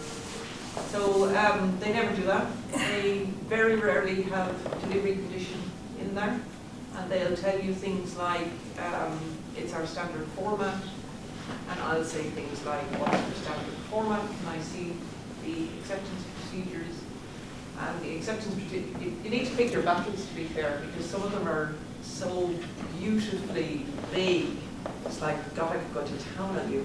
Why don't you just leave your acceptance procedures right the way they are, because they're so open. As a lawyer, I'm like, you're better to stick with that. But if they're particularly pedantic, then make sure your delivery conditions, make sure you get your inspection rights, inspect a new aircraft, inspect, inspect, inspect. We had a new aircraft out of recently, 110 snags they found on the pre-delivery inspection. You want them found and you want them fixed before you take it, because otherwise you're starting to get back into, well, now I've got to take it back, it's got to be fixed, there's a downtime. My beautiful new aircraft, just out of the factory, now has to go back in for a couple of weeks. So I guess the message would be, they're negotiable. You know, push for everything you can possibly get. Crew training, spare parts, push, push, push. It's all highly negotiable. What you'll find with a lot of the OEMs is where you've got them to the absolute limit on price, they'll still keep going on the add-ons, particularly this time of year. This is always the fun season where you're negotiating, because it's all about end of year results from now on. But you have to negotiate. Don't just take it. It's a bit like, I bought a Volvo recently, and same thing. It's like, you know, this is our standard terms and conditions. It's like, yeah, but they're rubbish. And, you know, I'm not like the worst kind of buyer as a lawyer. And it's like, yeah, but I'm not accepting that. Well, then you can't buy Volvo. What? I won't buy Volvo, then I'll go to Audi. Oh no, okay, so sorry, yes, of course we can change. We can actually accommodate. But it's more about it, like David was saying earlier, it depends on where you're on in the transaction. If I was the in-house counsel for Gulfstream, I would have a very different story. I would say, you know, this is our contract, we build aircraft, these are the terms that we are selling you this aircraft on. As a buyer, I'm like, thanks very much, that's a very nice starting point. Now let's talk about all the stuff and the projections we need. But on both cases, I guess the argument would be, don't push it too far. You know, don't be an idiot either. Like, I mean, if it's a 10-year-old aircraft, you're not buying new. Stop looking for the seller to cover the red wine stain or the cosmetic issues. It's just, you are being an idiot now. You're not buying a new aircraft. But there is a standard that you should expect for sure, and you should fight for. Yeah, I'd just add that with OEMs, it's a unique situation where the biggest thing with OEMs that we've all in an industry, new aircraft tend to get delayed. I don't know the percentage, but a lot of these new aircraft, particularly Gulfstream, Bombardier, Falcon, the new deliveries have been delayed. Why is that important? Look at the liquidated damages provisions in the contract. So when you get these delays, when a client calls and says, I just got this very short letter saying your plane's being delayed 2 years, because what do I do next? You go back to the liquidated damages. Well, if you have someone who's experienced, you already negotiated liquidated damage and said, look, gee, the G700 already delayed, or the 5X was canceled. So your chance of getting delayed for these new planes that are rolling are pretty high. So 2 or 3 years from now when they give you this letter, just be prepared. And if it happens, you're like a genius. You're like, holy shit, he was right. Or you have nothing to worry about because you get your plane on time. But that's something to think about with new aircraft. That's the unique thing. Liquidated damages matter because all these new aircraft are so high-tech, they're so sophisticated, the chance of them being pushed back 1 or 2 years because of regulatory issues is very significant. So make sure you address those. I would like to hear from Oliver. If a client wants you, a broker, to make the bridge between the OEM for a new aircraft, how can you help the client and the commission and everything? The biggest thing I've seen with OEMs is, well, look how, you want to figure out what someone's incentive is, figure out how they get paid, right? So the OEMs get paid by selling you planes. And generally what I've seen is they're very happy to make lots of promises. And a lot of times you have to really hold their feet to the fire to make sure they actually deliver on those promises. So I've seen OEMs promise airplanes be EASA certified, but not actually EASA certified. And they're still trying to get clients to take delivery of them because all they want is to get paid, right? So you really, really have to watch out on what they're delivering. And we see this a lot because, again, the OEMs sell the love affair of airplanes. It's beautiful, it's pretty, it's sexy, it goes a long way, isn't it cool? Then they get the reality of actually of having to import it and to fly it, and that is a much different detail. And so you really have to hold their feet to that fire as to how it's actually going to be operated. But I've seen a lot of that. Options that aren't approved in one jurisdiction or another, that's a very common one, all right? Crew training slots. I've seen a lot of OEMs promise crew training, but actually they can't get crew trained for a year, so you're stuck. What do? I've literally had clients take delivery of an airplane, couldn't fly it for 6 months, no crew, and no training slots. These are the things you really have to watch out for. But they're very happy to make the promises, so you got to really keep on them and how they're going to deliver them, because that's a real compliment. Usually you have to get a commission from the buyer. Yes, correct. Yeah, the world of commissions is 100% different than it was when I started this business 20 years ago, right? Generally expect the fact that you're always paid by your client. No one's going to pay anything that's not disclosed. That used to be in the old days, not anymore, right? Any other expectation than that, you're going to end up being very hungry or doing a lot of work for free. So, I'm here to talk about corrosion. I'm going to be brief here because I know we're running on a little bit, but I'm going to come back to kind of the weird art of this, as opposed to the science. But very briefly, what is corrosion? For lack of a better word, it's rust. Scientifically, I think rust is only on iron, and there's not much iron on airplanes, but basically it's rust, right? Why is it a problem? Well, it makes metal weak. And weakness in structures 5 miles in the air going 500 miles an hour, it's not your friend. So, but more than that, what we find is it's an issue with perceptions again. So, and Eva said something, if you're buying a newer airplane or a more expensive one, you have one expectation, a cheaper one, it's a different one. I have a different opinion than that. I've never seen somebody wake up and say, I'm only buying a $6 million airplane, I'm kind of a cheap buyer, right? Every airplane, pre-owned or otherwise, to a buyer is a brand new plane to them, right? You always have to keep that in mind. It's their new airplane, and they're gonna have that same perception going forward towards it. So corrosion really fits in perceptions here. Now, the rule that no one tells you about airplanes, literally every airplane has corrosion. We did a deal on a 3-month-old airplane with 20 hours. We had to replace the thrust reversers because of corrosion. Every airplane has corrosion. So, expectations management, all right? if somebody wants to go to a pre-buy, you have to tell them very quickly, buyer and seller, we will find corrosion. This is very normal about airplanes. If you don't want to have an airplane, if you want an airplane that doesn't have corrosion, don't buy a plane. It will happen, okay? The problem is this is actually a real example, is this perception point, okay? This was actually a landing gear on a Challenger 604 that we were selling for a client, right? And it had been sitting outside. It was selling it for a bank. The bank repossessed it. It sat outside for 1.5 years on a ramp in Romania, actually. And they did a landing gear inspection. And usually, these two parts should come off very simply. But the corrosion was so bad, it actually tore the metal on the landing gear. So to give you a perspective, the landing gear is the single sturdiest part on a plane, for obvious reasons. And it ripped the metal, right? Now, as a buyer, your shiny new toy, right? It's a safety thing. I'm going to fly my family around, says I'm going to fly it around. And I saw that much corrosion in just one piece. What else is there? And this is the problem it creates. What haven't I looked at where there's going to find corrosion? Is it somewhere that's actually not easy to replace? So landing gear, happily, with enough money, you can change a parts, no corrosion.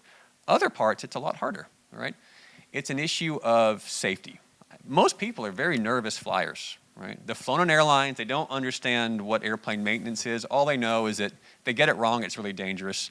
And the margins for error in airplanes are pretty slim, actually, when things go wrong. They want to make sure they're safe.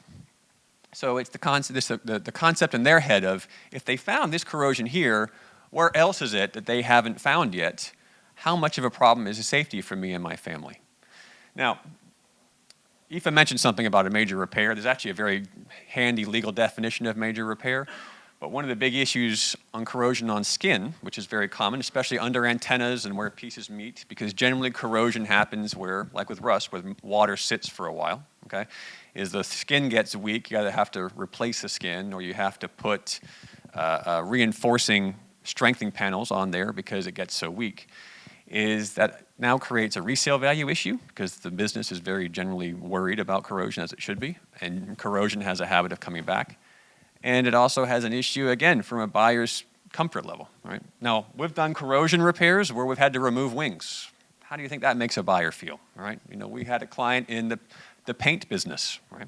Sold a lot of paint, didn't know anything about airplanes, and all of a sudden, something comes in from the shop and says, actually, we have to fly it back to the OEM's factory because they're the only one in the world that can do this repair. It's so big.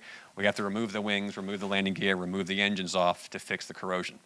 Automatically, you're thinking, I'm buying a defective airplane. I'm rich enough, I don't need to have a defective airplane. That's the mentality that kicks in with corrosion. So it's really key you know your airplane before you go into a pre-purchase inspection. All right?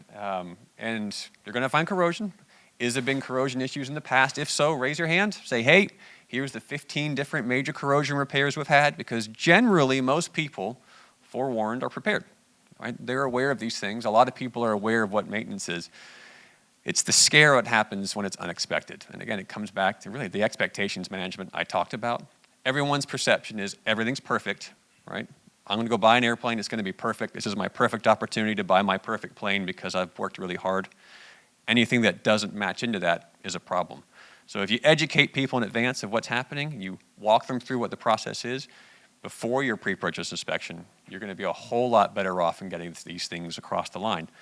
Because this was really very, very hard to get over, right? Perceptionally, it's a safety issue. And again, everybody can walk away from a deposit, right? Another thing that a lot of folks don't talk about, for everybody in this room, walking away from $1 million is a really big deal, right? For a lot of clients, it's not that big of a deal. They're doing it, it's a good faith deposit. They'd rather not lose the $1 million, but if their choice is feel endangered with their family or lose $1 million, they'll lose $1 million every day. So you just got to know your stuff going into this and knowing your airplanes, because how this plays with perception and expectations is really, really very key. So, okay. So we have 3 more slides. Aoife's going to bring home APA 2 and getting the deal done, and then we'll move on to the I'm just going to pick up on that point. I have 2 guys. I've always thought there's nothing more dangerous than a rich man with principles. They're fighting for the last year over a 75 grand deposit. And it's full-on litigation. That neither of them will listen to reason. They're just having a pop at each other. Sorry, just to finish this out, the purchase agreement, as Dave was setting out, it's quite a detailed document. It does follow a particular format. That's a good thing. But one of the things I would warn you is don't be afraid to read every single clause, and that's certainly what I train my own associates to do. I force them to do it. Force majeure is a good example. Until COVID, I don't think the courts had ever really thought in any great detail about force majeure.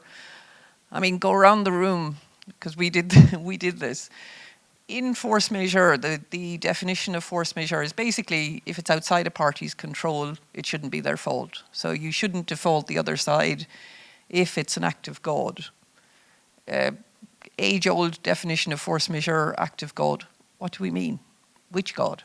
Who? Another definition is sonic boom. So how in the name of God did sonic boom become a force majeure issue in the purchase of aircraft? And I said this to my team, nobody could answer it. But we looked at all of the purchase agreements that we have on the system. Every single one of them has force majeure sonic boom. Put it out to you. Why is sonic boom an issue? Why would that be an excuse not to go ahead with the purchase of an aircraft? What's the consequence? Exactly.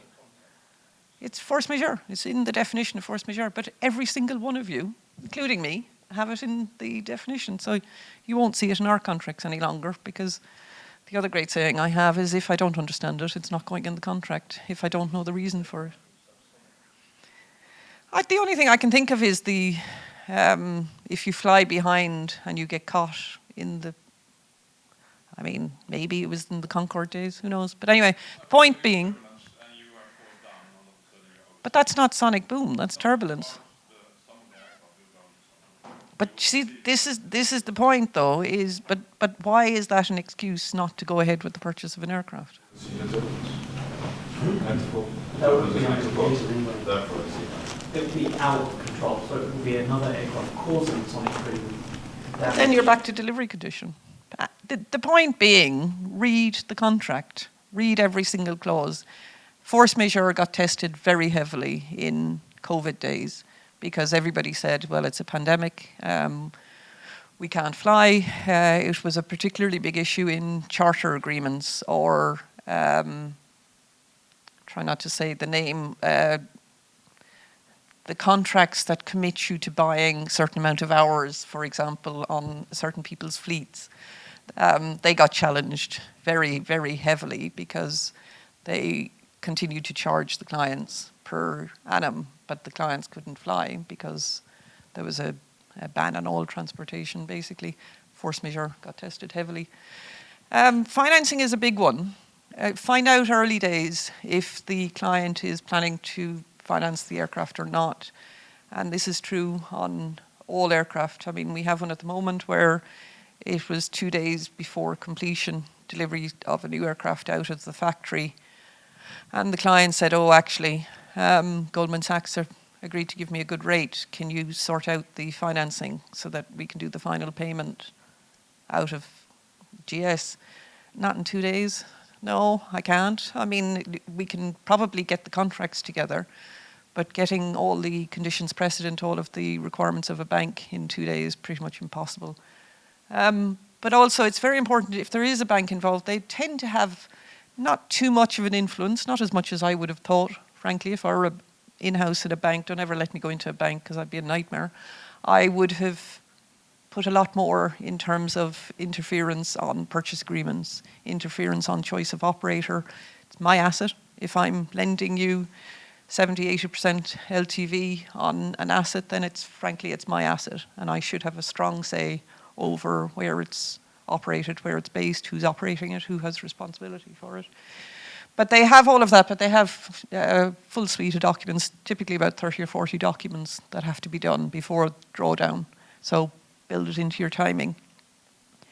Export control considerations, country specific. We all know the big issue in the States over the last few years where NREG aircraft weren't properly exported. And there was a lot of very big fears about penalties and groundings of aircraft and et cetera, et cetera. It's true of every jurisdiction. Some aircraft are exported as a matter of fact. So whether you do it through paperwork or not, the export is done. So, for example, if an aircraft is sold, if an aircraft was imported into the UK and is located in Guernsey or located anywhere, frankly, outside of the UK at the time of closing, it's a deemed export. And contrary to what a lot of people tell you, you don't need, actually you don't even need paperwork, but you should have the paperwork. You definitely should, because the history of the export and import category of an aircraft is becoming more and more of an issue. So in the same way people look for bills of sale, they're now looking for history. I had one recently, actually, which I'll put to the room. This is new for me.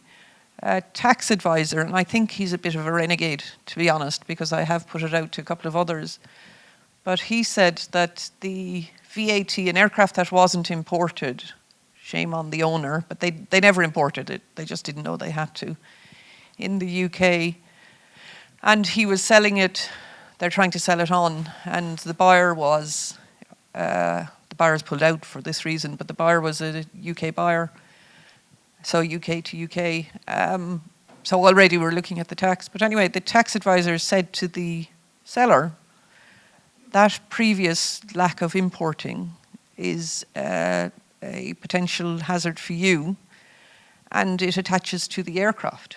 So instead of the previous advice always being, and certainly the consistent advice of the tax advisors, is it's a seller tax. It doesn't attach to the aircraft. And anyway, you'd be protected with the warranty bill of sale and all of the warranties. But apparently this crowd are now saying the lack of an import is something that attaches to the asset. So put it out there. Greta, that's one for you. It might be. The customs lack of import does attach to the aircraft. However, to be honest, the way to resolve that, or the view that we always take, is okay, take it out, correct the situation and remove it. Once it's outside the UK, I mean, I don't take it to Guernsey or Switzerland or whatever, then it loses any import status anyway, and the buyer starts again. Apparently not. See, this is the thing, because I thought the same. We were like, well, quick, move it to Guernsey as fast as you can, get out of here. And this particular tax advisor is saying, no, it's still there, even with the Guernsey transfer of title. Anyway, for another day, I'll let Greta take that one on, because I need to finish this quickly. But default and remedies, you had a great question on new aircraft, and Dave picked up on that. Honestly, guys, negotiate that. If you negotiate nothing else on the acquisition of a new jet, look at the default and remedies clause. I'll give you the one that myself and Richard Torello have negotiated, because it works. The point of it being, you need to be the most painful person on the ramp. And by that, I mean £1,000 a day or $1,000 a day doesn't make a scrap of difference. If your buyer is an extremely wealthy corporation or UBO, the fact of him getting in his pocket $1,000 a day or whatever they try to fob you off with. Sorry, are there any OEMs in the room before? But whatever they try to say, this is what the penalty should look like, it doesn't make a scrap of difference to the UBO. But it should hurt the OEM, and that's the point of it. You're not doing it to put money in the buyer's pocket, you're doing it to hurt the OEM and to get yourself ahead of the line. Because if you put up with $1,000 a day for up to whatever you can negotiate, I mean, the maximum I've ever gotten one OEM to was 60 days in terms of, so they allow themselves, and it's quite tricky language, so they allow themselves a quarter. So they say, well, we're going to sell you an aircraft and it's going to be in a scheduled quarter. What they don't say is whether it's going to be the first day of that quarter or the last day. So that's a 90-day period that they've already given themselves. Then they say, we want a grace period of typically 30 days. So now we've 90 days plus 30 days for a delay, before a delay is actually a delay. Then you start looking at, well, when does my $1,000 a day or $10,000 a day start to kick in? It's at the end of that 150, 160 days. And if you've just taken their standard contract, you're going to have a very, very angry buyer. Exactly as Dave was saying earlier, they are being delayed. They're all being delayed. And it's not necessarily the OEM's fault. It's a supply chain issue. You're going to have a buyer looking at you who helped negotiate this contract saying, sorry, you mean to tell me you gave them an additional 4 to 6 months with no penalty whatsoever? So make them hurt and watch the time it kicks in. Make sure you're reading these clauses and read them 3 or 4 times because they are deliberately quite tricky. And you know, even with a lot of the OEMs, they're actually trying to extend the delays. So that I saw through COVID, for example, on the supply chain issues, they were trying to say it's not a default. It's not our fault. It's a force majeure issue. That we had one last October last year anyway, out of an OEM, and it was basically COVID. It's COVID. We've had a really big problem now, and your aircraft, it's another good 6 months. And the client sends it to me, and he was like, "Really? Are we still using COVID?" And I was like, "No, it's not an excuse. They're just basically they have you down the bottom of the line, and we need to get you back up again." So concentrate on these. The remedies are, if somebody defaults, what's the remedy? In purchase agreements, that's quite heavily debated. The standard tends to be the seller, if the buyer defaults, the seller takes the deposit. Watch the other way around. If the seller defaults, what does the buyer get? Because the deposit's in escrow, and you can hang that deposit and make life very difficult for the buyer. But when you're a buyer and the seller defaults, there's no money sitting in escrow. And you don't have a lien on the aircraft, and you have to now go and sue them, and you have to go and find them. And then a lot of the negotiation is around, well, okay, well, then we'll compensate you for your inspection costs, and we'll compensate you for your legal fees, etc. Yeah, but you're only making good the cost that I've gone to. You're not actually, that's not a penalty. You're bagging 500 grand if I default. All I'm getting is my cost back. So it is open to negotiation. What we do now, actually, over the course of, and it was a result of COVID, because there was a lot of intentional breaches where sellers couldn't give a hoot. All I'm doing is giving him back the 80 grand he spent on a PPI. So give him his 80 grand. I've just been offered another 2 million by another buyer. So we penalise heavily on exclusivity. So we say, okay, cost back for buyer. But if it's a breach of exclusivity, if you're selling to somebody else deliberately to pull one over on me, then you are giving me 500,000, and we are coming for you, and we will. Oh, sorry, is that the case that the seller can put someone in their escrow account as well? I've tried. Not really. I mean, the beauty of a seller is you can become very, very annoying as a lawyer when it's a seller of an aircraft who's in default, because they're in the mood to sell anyway, and you know, one of the first things you do is make their life incredibly uncomfortable. You, like the interpleader actions, move quickly on the interpleader, get the claims out there, because what a seller doesn't want is the rest of the world knowing there's a problem. So like the aircraft I told you about earlier with the landing gear and the spine issue, we moved very quickly into an interpleader.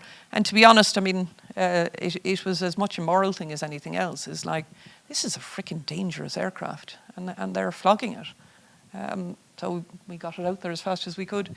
Termination rights, excusable delays. Bizarrely, a lot of people don't put termination rights in contracts. Seller's perspective is, well, I don't want you to terminate, do I? I want you to carry on, and as soon as you've done your pre-purchase inspection, you need to go ahead and buy the aircraft. You need to have termination rights for things like insolvency. You need to get ahead of the liquidator. So if you don't have the right to terminate a contract for the insolvency of the seller or the buyer, you are now caught up in the liquidation of a company. Don't dismiss it, guys. That happens quite a bit. We're dealing typically with SPVs, but what I do see a lot of is, certainly on the older aircraft, before people got a bit more sensible about legal liability and risk, is they tended to buy the aircraft into the corporate. I mean, there's a very big fashion house that bought their fleet of aircraft into the actual parent company. And it was such a pleasure to buy those aircraft back out of it, because it was like, I don't have to worry about corporate guarantees, don't have to worry about default remedies. We are coming for you. If you don't do everything absolutely right, we're coming for you, and it'll be your name on it.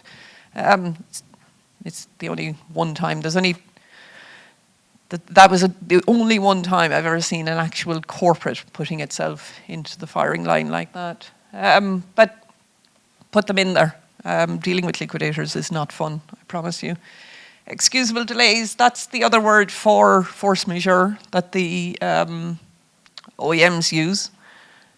Force majeure, by the way, is not a recognized term. Define it. You can't just put force majeure into a contract and rely on it. You have to actually say what you mean by that. The OEMs use the phrase excusable delays. It sounds a bit nicer.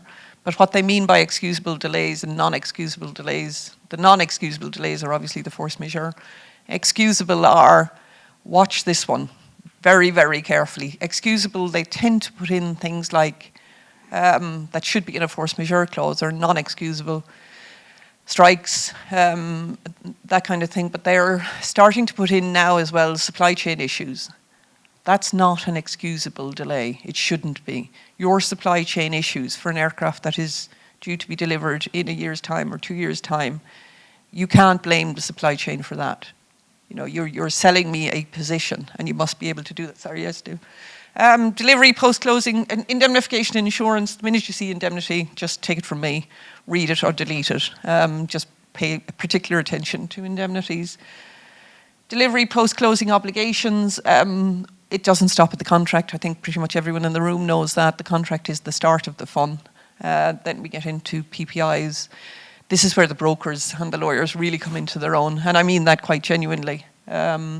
Once it goes into inspection, the best relationships between brokers and lawyers are in that time period, getting a deal to completion. It's when you really do need each other and you're fending off an awful lot of problems that can arise. We deal with an awful lot behind the scenes that the client doesn't even need to see. Broker commissions, I mean, that can take a topic on its own. Typically now you're putting into the contract that each side pays their own. So the buyer doesn't get stuck with the seller's commissions, seller doesn't get stuck with the buyer's commissions. Governing law I've dealt with, and delivery location, again, tax. The minute you talk about delivery locations, start thinking about tax wherever you are in the world. And so the last two slides, given we're running out of time, it's just basically getting the deals to closing and to completion. You've got the slides. A lot of this is just common sense, but read the slides. Talk to us before we have drinks at the receptions. If you talk to us after, they'll go a little faster, a little more interesting. But read through those. I mean, a lot of bullets. And what this is a combination of things we've accumulated over the years about things that are important to finish the deals, to get them done. First slide there, just read through it. Second side, same thing. You got to make sure all these things. My recommendation, technique only, is do a checklist. Use the checklist, and then go over it again 2 or 3 days before closing. But all this is in your binder. Just read through it. But I want to say on behalf of our little panel, we surely appreciate it. Now we go into the next phase of this exercise. Perfect. Thanks, David. Thanks so much.